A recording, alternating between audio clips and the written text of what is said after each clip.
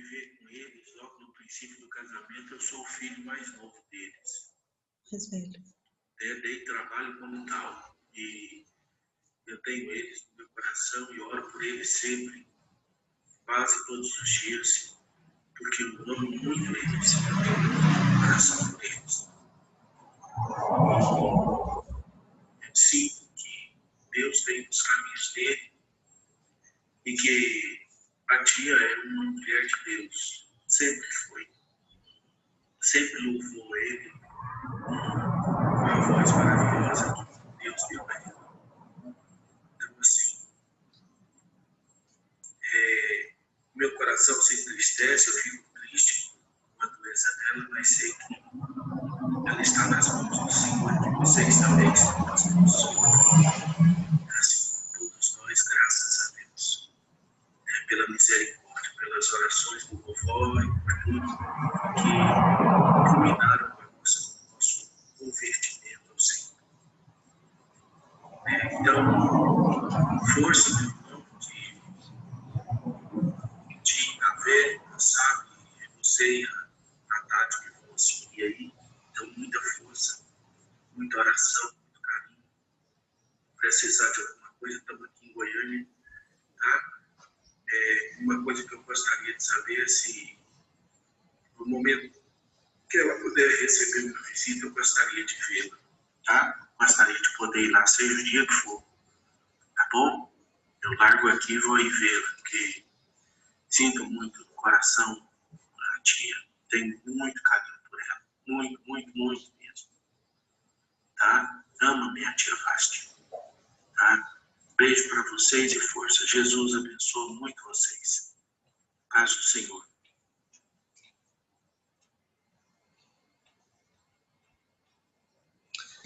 Ana Luísa, eu não sei onde que eu estava com a cabeça de fazer esse link de 9 e esse link de 10, não. É porque dia de terça tem 2 aulas, tem trânsito e tem escolar. Aí eu faço 2 links. Hoje é só social, então eu acabei de excluir aquele link de 10 para não dar trabalho para mim mais. Toda vez que a gente for voltar, a gente vai voltar no mesmo. Ai, deleta, faz parte. Eu não pus nada dentro da xícara não, mas eu tô dando bobeira do mesmo jeito. Todo mundo voltou? Parece que não. Vinícius, você chegou e eu falei de você agora há pouco. Deixa eu te fazer uma pergunta. Você está me ouvindo? Estou ouvindo a senhora. Você já foi chamado para fazer parte de algum júri? Até o momento, não. Olha, então eu me enganei. Eu falei que apostava que você já teria feito parte de um júri e você ia contar para nós as histórias. Porque você sempre tem história para contar. Então não tem problema, não. Quem sabe no futuro, mas até o momento nunca Não, fui, não é não. muito interessante, não. Dá muito trabalho. Você tem que...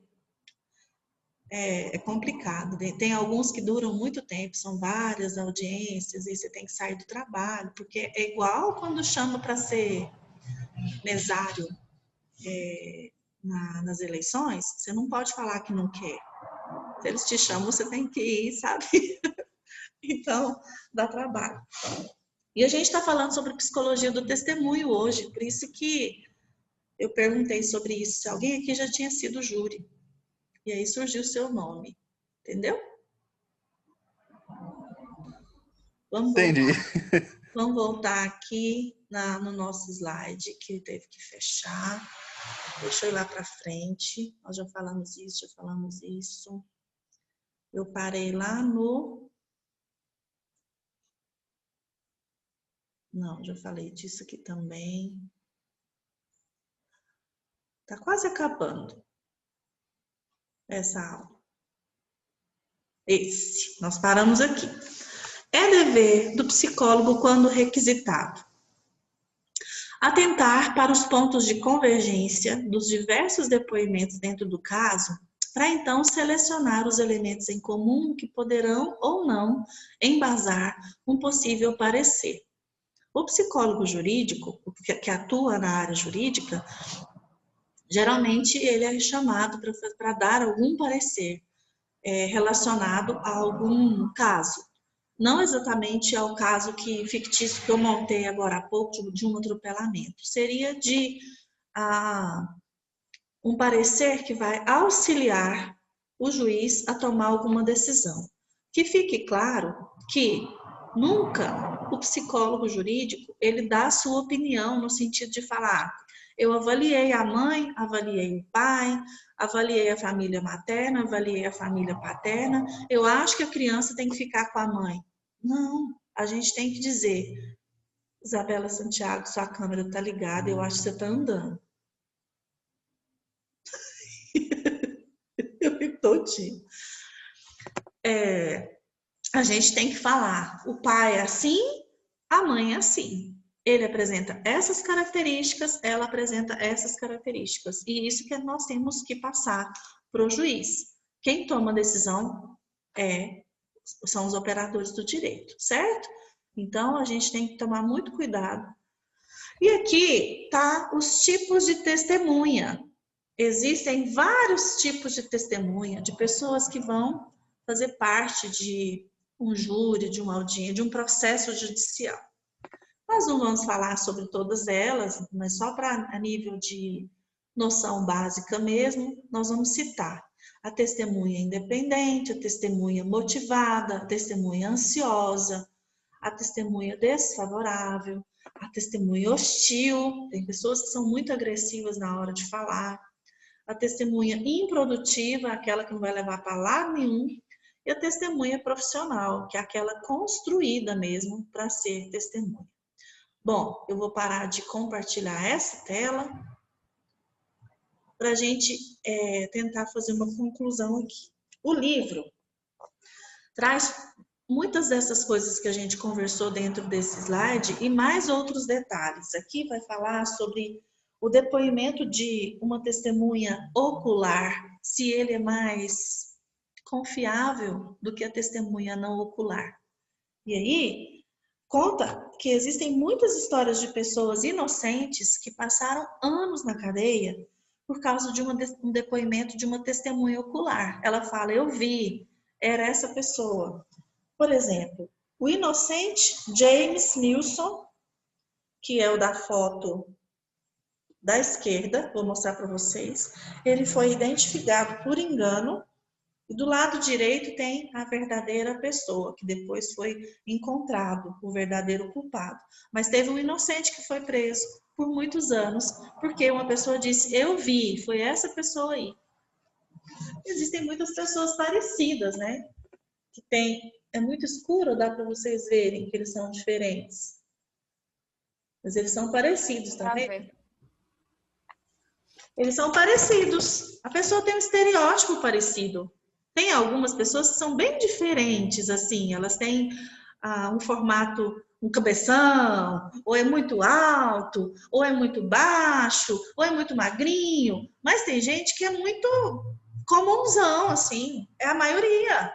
A gente pode ser confundido com outras pessoas, né? Se usar óculos, quantas pessoas no mundo usam óculos, né? Se tiver de boné, quantas pessoas usam boné? E assim por diante. Então, o testemunho ocular, frequentemente, pode ser incorreto. É muito comum as pessoas serem presas inocentes por causa de um testemunho ocular. Aí o texto vai falar exatamente sobre isso, do efeito da informação errada, que também seria uma área de investigação da psicologia. Pensa, gente, a cabeça desse cidadão que foi preso durante anos, inocente. E será que isso pode transformá-lo em um futuro criminoso? Ódio da justiça, né? Ódio daquela testemunha que falou uma besteira, falou que era ele que tinha matado e não era. Então, assim, a gente tem que pensar nessas diversas possibilidades que podem ser resultado de um testemunho errado. Existem algumas maneiras de tentar reduzir o erro, já que as pessoas erram tanto, principalmente quando é uma testemunha ocular. Uma das maneiras atuais de utilização para reduzir o erro seria o uso das câmeras. ainda bem, existem as câmeras hoje em dia, pontuais, né, em alguns lugares. Sempre que acontece um crime, uma das primeiras coisas que os investigadores vão solicitar é se existem imagens ali por perto, se existem câmeras. E se as câmeras estavam ligadas, se está gravado. Aí vai atrás. Por quê? Porque essas imagens, elas são mais fidedignas. Se tiver limpinha, né? Porque tem umas câmeras que, pelo amor de Deus, é embaçado. É melhor não ter. Mas a gente sabe que isso pode reduzir o erro de julgamentos. Outros fatores que podem influenciar a decisão dos jurados. Os jurados, eles podem ser influenciados pelas características do réu. Existe um termo na psicologia social que é atratividade física. Isso foi abordado já em outro capítulo, mas as pessoas têm mania de pensar de que pessoas bonitas são pessoas boas. Isso se chama atratividade física. É como quando a gente ensina isso para a criança, sem perceber. Quando a mãe passa medo no filho do homem do saco, gente, como que vocês pensam no homem do saco? O homem do saco é aquele que passa e leva as criancinhas. Ele não é um homem lindo, uma mulher linda. É um homem feio, da feição feia, sujo, pedido, barbudo, né? Então, assim, a gente já ensina para a criança. E aí, quando a gente tem que ensinar do jeito certo, né? Eu explicava isso para os meus filhos, eu falava, o estranho, porque talvez, eu nunca falei o homem do saco, mas tem algumas famílias que falam, cuidado com o estranho. Não converse com o estranho. Gente, quem que é estranho para uma criança? A pessoa feia. A pessoa feia. Apesar de, gente, que até a questão da estética, do feio e do bonito, isso é muito subjetivo. Porque quem eu acho bonito, você não acha. Quem eu acho feio, você não acha. E assim por diante, né? Mas a gente sabe que existem alguns estereótipos que são bem clássicos. Então, quando a gente fala para a criança, cuidado com o estranho, aí a gente tem que explicar para a criança. Eu já disse isso para vocês. O estranho não é exatamente aquela pessoa feia e suja. O estranho pode ser uma moça linda, que quando você for lá na padaria comprar pão para a mamãe, uma vez eu falei isso para o André, você vai lá na padaria comprar pão para a mamãe, aí vem uma moça linda, aí eu expliquei um estereótipo para ele, assim, de moça linda. E eu falei, ela vem e fala assim, oi, tudo bem, menininho? E ela tá com um coelhinho no colo. E ela fala, quer passar a mão no meu coelhinho? Vamos lá no carro? Tem um tanto de coelhinho lá, você quer escolher um? Aí eu falei para ele assim, você vai? Aí ele falou assim, eu vou. Aí eu falei, ela é estranha. Se você nunca viu com a mamãe, nunca viu com o papai, você não sabe o nome dela, você não pode ir com essa mulher. É a vontade que a gente dá de esganar. Ela não tem coelhinho nenhum, ela vai te empurrar. Vai te empurrar para dentro do porta-mala, vai sumir com você e nunca mais você vai me ver. Gente, ele chorou demais, e aí ele entendeu que Começou tão linda a história, no final, vai te empurrar no porta-mala, nunca mais você vai me ver. Bem dramática. O que é, Ana Luísa, que você ia falar? É que eu fico lembrando de uma história que a senhora contou pra gente uma vez da mulher no elevador, parece. Foi? Eu morro de rir disso quando eu lembro disso. Foi, porque eu tinha explicado essa história, né? E aí o André sumiu na praia. Ele perdeu da gente. E a pessoa achou ele na praia e pegou na mão dele, vamos ali que eu vou te ajudar a achar sua mãe. E ela estava indo para um lugar mais distante, assim, na verdade, ela estava indo para o quiosque que tinha microfone para anunciar. Mas quando ele viu que ela estava pegando na mão dele, levando ele, ele falou, você é estranha! E ó, saiu correndo. Aí a gente encontrou essa mulher no elevador, foi isso mesmo, Ana Luísa, que eu contei. A gente encontrou ela no elevador no outro dia, ela falou, esse menino é bravo, né? Mas é isso, gente. Eu expliquei essa história para vocês lá no desenvolvimento 2, falando como que a criança entende, como que a gente tem que ensinar. E por que eu estou usando esse exemplo agora? Porque existe a questão da atratividade física. As pessoas têm esse estereótipo de que pessoas bonitas são pessoas boas.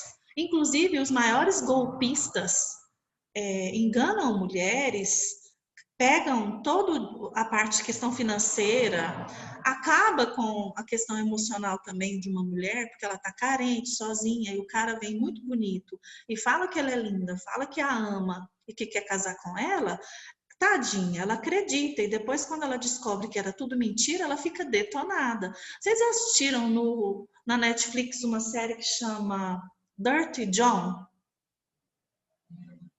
É uma série que fala de um golpista, Dirty John. Ela encontra com ele na internet e aí a história segue. E é uma história baseada em fatos reais e é muita realidade. O que está acontecendo? Vem cá. É muita realidade de alguns casos que acontecem de golpistas. Outra pessoa que vai influenciar outra questão que vai influenciar o jurado é quando... Eu não quero beijo agora, não. Ele se sente semelhante ao jurado. Se a testemunha se sente semelhante. Em que sentido? Ela também é mãe, ou ele também é pai. Ela também é negra. Ela também é pobre. Ela também é uma pessoa trabalhadora. Ela lutou na vida para alcançar os seus objetivos. Então, todas essas pequenas questões, mesmo que de forma sorrateira e inconsciente, podem influenciar uma testemunha, um jurado também. Bom. Igual a senhora estava falando da questão da beleza, professor, até eu vi o caso do Ted Bundy, né, que foi um assassino em série. Até a repercussão na época da mídia por ele ser um cara mais bonito foi bem favorável para ele. Tinha gente que não acreditava que ele podia ser o assassino mesmo sendo... Exatamente. Aqui no livro está falando, é a última partezinha que eu vou falar sobre o capítulo... Não é a última partezinha não, mas eu vou ter que terminar o 15 para a gente ir para o 16. Nós parecemos ser mais simpáticos com o réu quando a gente pode se identificar com esse réu. Por exemplo, se pensarmos que não cometeríamos aquele ato criminoso, então a gente pode supor que é improvável que alguém também o fizesse. Então, se é um ato criminoso que a gente acha absurdo, a gente olha para a cara do réu e está com aquela cara de coitadinho, de que nunca fez, e a gente vai pensar, não, ele é inocente. Os júris, então, os jurados, eles têm que deixar esses vieses do lado de fora do tribunal, mas não tem como a gente chegar e falar, tira esse viés e entra imparcial. É tão difícil a gente ser imparcial, é muito difícil a gente ser imparcial, em muitas circunstâncias da nossa vida. Isso também ajuda a explicar por que em julgamentos de estupro, os homens com maior frequência do que as mulheres julgam o réu inocente, por causa a questão da afinidade. Eu sou homem e acho que ele não tem cara de estuprador, eu também não estupraria essa pessoa, então ele é inocente. Olha que interessante, a mulher já ia ficar com raiva do ser masculino e já ia provavelmente condená-lo. Os homens não, os homens já têm essa... Os homens são muito mais parça do que as mulheres. Nós, mulheres, na nossa luta, estamos conquistando muita coisa, mas a gente tem que conquistar, aprender com os homens essa característica de parceria. As mulheres são muito competitivas. Muitas mulheres se arrumam quando vão sair, não é por causa dos homens, é por causa das outras mulheres, porque são as mulheres que... colocam defeito, observam determinadas coisas que os homens não observam. Agora, o homem, quando ele é para defender uma mulher, esses dias eu vi no Instagram um casal de namorados, os dois juntos, né? E aí eles falam o que ia acontecer se ele ligasse. Ele falou para a namorada que estava na casa do fulano. E aí ela liga. Na frente dele, os dois estão juntos. E aí ela liga e fala assim, oi fulano, o fulaninho tá aí, ele falou para mim que ia para aí. Aí ele fala, ele passou aqui. O cara saiu daqui agora, acabou de sair. E o cara do lado dela morrendo de rir. O homem defendeu o homem. Aí depois elas fazem a mesma experiência com uma amiga dela. Amiga. E a amiga fala, não, ela não passou aqui não, nem conversei com ela hoje. Deda, assim, sem sombra de dúvida. Então, as mulheres que estão aqui me ouvindo podem pensar, mas a mulher é mais honesta, o homem é mais cafajeste. Isso são estereótipos que a gente faz, mas na verdade, os homens são muito mais unidos no seu grupo de gênero do que as mulheres. As mulheres deveriam ser mais Concordo. Os caras parceiras. são parceiros mesmo. Os homens são mais parceiros, não são, Anderson?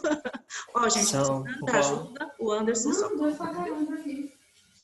Bom, que mais que a gente pode falar que pode influenciar o jurado? Tem alguns outros fatores que estão sendo citados aqui no livro, a página grudou, não quer passar de jeito nenhum. Deixa eu ver se está. A página está grudada. Gente, aí. Por isso que é importante instruir o jurado. E mesmo assim, existem essas conotações que a gente acabou de dizer que podem influenciar no ato do julgamento. Por quê? Porque nós somos pessoas e pessoas são movidas por emoções, e mesmo que a gente tenta ou queira ser mais frio, mais racional, às vezes é um pouco difícil. Então, esse capítulo fala exatamente sobre quais são os links que a gente usou aqui, os vieses, as falsas memórias e a atratividade física e algumas influências que podem afetar o jurado. E quais seriam essas influências? Esse é o capítulo 15. Deixa eu pôr o computador na tomada que eu vou começar a falar com vocês do capítulo 16.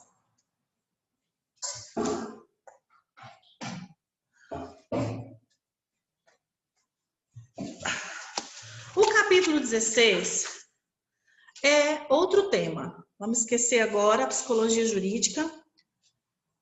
Aliás, Ana Luísa, falei alguma coisa que a professora Lila usou na aula dela ou não? Porque a psicologia jurídica ela é bem abrangente.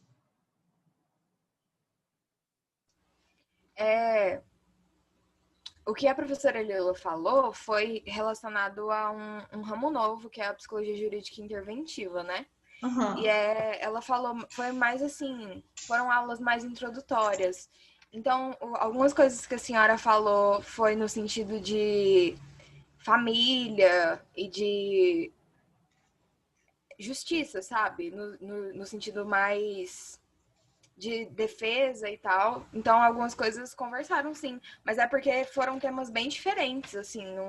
Não foi muito o que é da aula da senhora.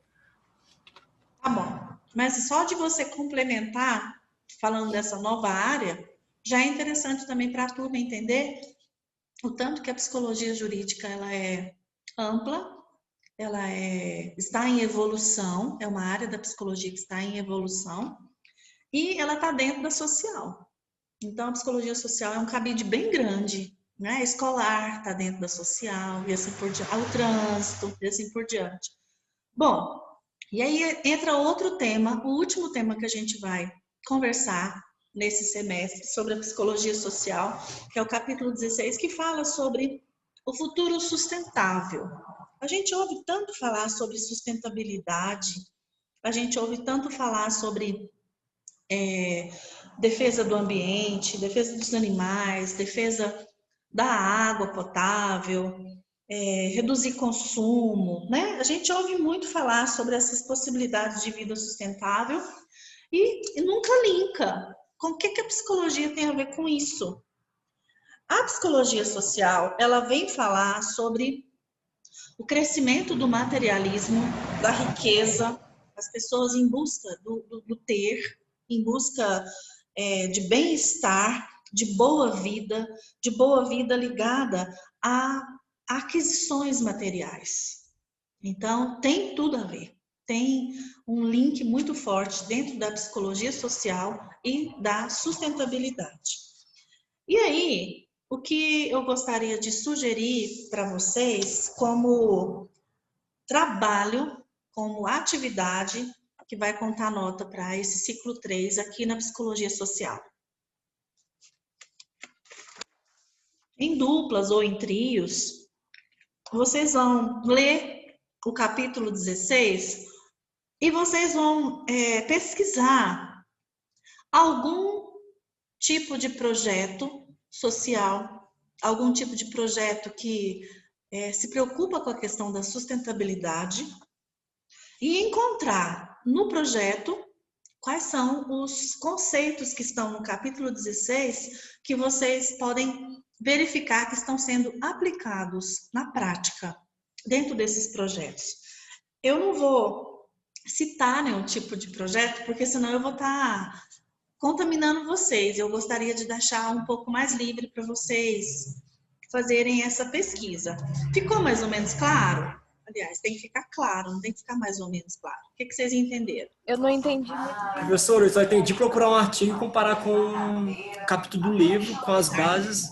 Artigo não, vocês vão ter que procurar um projeto social ligado à sustentabilidade que está...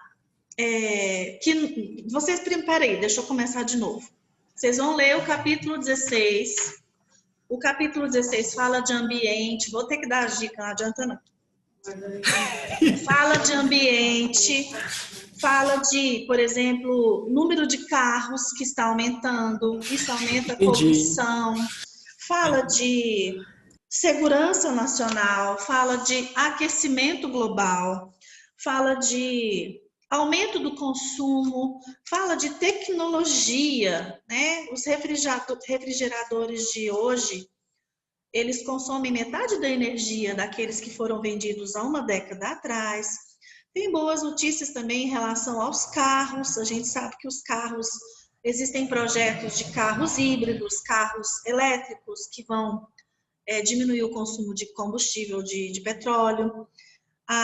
Fala de outros tipos de energia, como a energia eólica, que não vai consumir nossa água, não vai maltratar a natureza. Outro tipo de assunto que trata no capítulo é o crescimento do materialismo, que as pessoas hoje em dia, elas querem ter muito.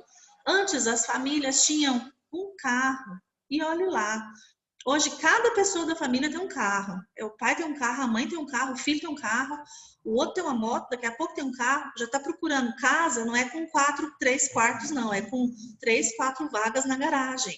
Qual que é a necessidade disso? Eu sei que facilita em muitas questões, mas e a otimização da nossa vida? E o planeta Terra? E a poluição? Então, falar de crescimento de materialismo e falar de consumo que aumenta a riqueza e aumenta o bem-estar, em alguns casos fere a natureza. Existe a história do canudinho, o canudinho de papel, que não é mais o canudinho de plástico. Existem tantos projetos de sustentabilidade.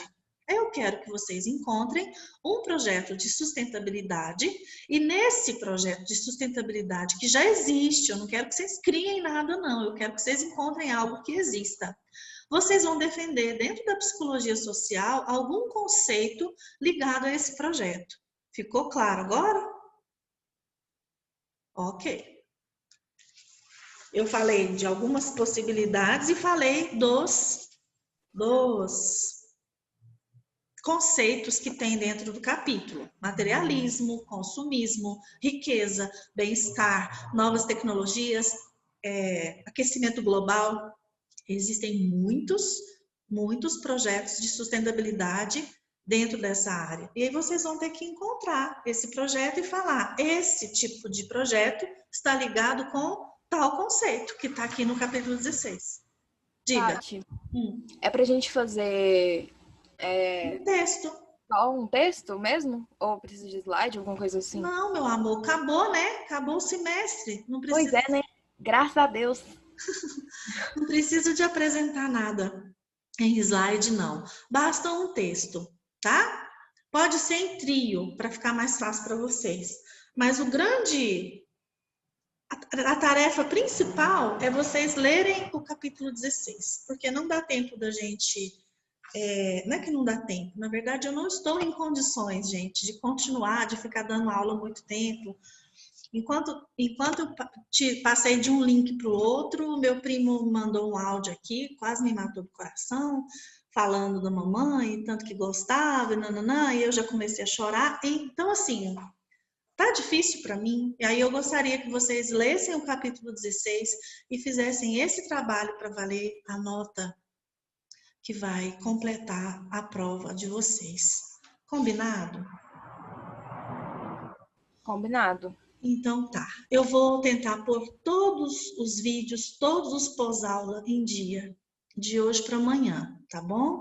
Existem muitas disciplinas que já estão. A de trânsito, a de estágio escolar, os pós-aulas estão em dia. Só de social com vocês que eu tô em falta. Mas eu vou colocar... Só uma pergunta, posso? Pode? Já abriu a aba para postar aquelas atividades? Não, vou postar essas abas hoje e amanhã também. E o prazo vai ser até o dia 13 Até ou o não? último dia da semana de prova. Fechou, Até o dia professora. 20, Tranquilo. tá? Tati, Oi. sobre a atividade de estágio, a gente pode postar só os slides, que é os tópicozinhos, ou posta o texto todo? Qual que você prefere? Se nos slides, esses tópicos que você chamou de tópicozinhos, tiver...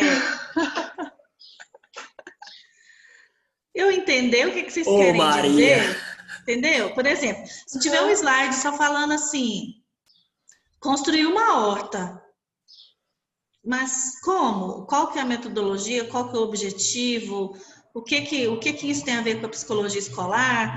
Se vocês iriam ler esse slide, só a horta, e falar, mas não tiver nada escrito no slide, para mim vai ficar sem sentido, eu preciso do texto. Mas se o slide estiver completo, não precisa do texto. Beleza, então. Obrigada, Não, Tati. por nada. E de Sobre a- trânsito, vai ficar o quê? Não pus nada, não. Não. Oh, meu pai. Vou acabar fazendo um estudo dirigido. Lucas, lógico que precisa. Vocês vão ficar só com a nota da prova? Precisa não, professora. Fica só Precisa não. Ah, é pra eu pós-aula. dar 38 pontos do nada, assim. Não, uai. Uai, aí a senhora aumenta o ponto das pós-aulas, cada pós-aula vale mais pontos. Quer completar? E a interação também. Mas e quem não faz os pós-aula, Ana Luísa, vai ficar sem nota? Ué, professor, você tá lá pra Ah, não, mas aqui no pós-aula é tão fazer? fácil. Como que não faz? Tem muita gente Você é que não vergonhice, faz. ó, Maria Fernanda. Você é vergonhice. Só, mais nada. Não A fui eu que professora falei. perde tempo pra elaborar, dá aula e o povo Nossa, ainda não pessoal faz tá nem com as maldade no atividades. O que é, Vinícius? Você falou de maldade no coração, foi da gente? coração. Hã? É, oi. Por Não tá quê? nem aí pra quem não faz Ô, pós-aula. Vinícius, tem que passar a mão na cabeça, velho. Todo mundo paga mensalidade, todo mundo tem que tirar uma determinada nota pra poder... Passar. Isso mesmo. Aí chega, passa tudo, a professora dá aula. A maioria tem alguns que nem assistiram esse semestre, se não me engano. Uhum. Passa após a pré-aula, a interação e aí não fazer a atividade para poder... Ai, lasca, cara. O Lucas fica só ali, é isso mesmo. Sim, kkk. Deus. Combinado, então. Quem fizer os pós-aula, tá beleza. Combinado? Vou Fechou, avisar no grupo da gatona. sala. Fechou, Nossa, ela tá? faz pós-aula? Tá bom. Quem fizer os pós-aula de trânsito, tá com a nota cheia. E aí, eu fico devendo para vocês um churrasco, um trem aqui em casa, porque todo quarto período reúne comigo aqui em casa e agora não vai ter jeito. Por Depois que da que a gente vacina, reúne? faz. Porque quinto, sexto e sétimo período e oitavo a gente não encontra. Não sou professora, nem quinto, nem sexto, nem sétimo, nem oitavo. Alguns me reencontram no estágio, depende do campo que escolher, ou no TCC, se me escolher como orientadora. Então, eu não encontro todo mundo também lá no 9º e no 10º, só alguns. Então, quarto período acabando, a gente termina também a nossa jornada, junto com vocês aqui. Fechou, professor. Mas a gente vai encontrar nos corredores da faculdade, se Deus quiser, Se Deus quiser. e em alguma próxima oportunidade, a gente marca alguma coisa aqui em casa para a gente reconversar, tá bom? Concordo, professora. Jogar um jogo de tabuleiro, baralho. Assistir um Game of Thrones, né, Anderson? Podia ter Com mais. certeza, minha professora. Então tá bom, gente. Eu adoro vocês. Vocês são ótimos. Muito obrigada por toda a compreensão, todo o apoio que vocês sempre me deram. E eu desejo para vocês uma semana de boa prova, tá bom? Muito obrigado. E é o seguinte, como a gente não vai ter devolutiva, se vocês tiverem alguma questão que tem problema, por exemplo, parece que a questão tal, o gabarito está errado. Antes de fechar a prova, fala com a Ana Luísa e ela me manda essa questão, porque se realmente estiver com o gabarito errado, tem jeito de eu corrigir e dá tempo de arrumar a nota de vocês, tá bom? Tá bom. Então tá jóia. Gente, ele abriu câmeras para mim.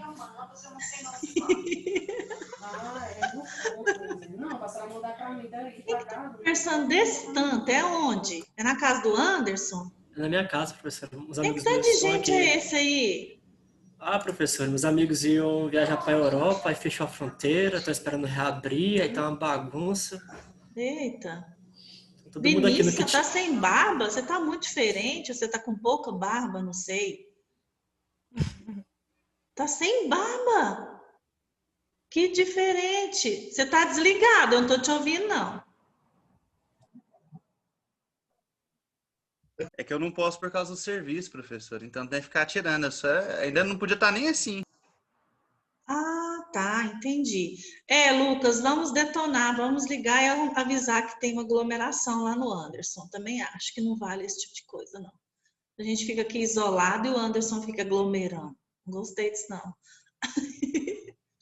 Então tá, gente, vou encerrar aqui. Um beijo, qualquer coisa, é só me procurar que a gente conversa, tá? Tchau, tchau. Obrigada, Tchau, meus Tati. amigos. Tchau, Feliz professor. Natal, feliz Cheiro. Ano Novo pra todo mundo. Obrigada Amém, por vocês Ana Lu. também.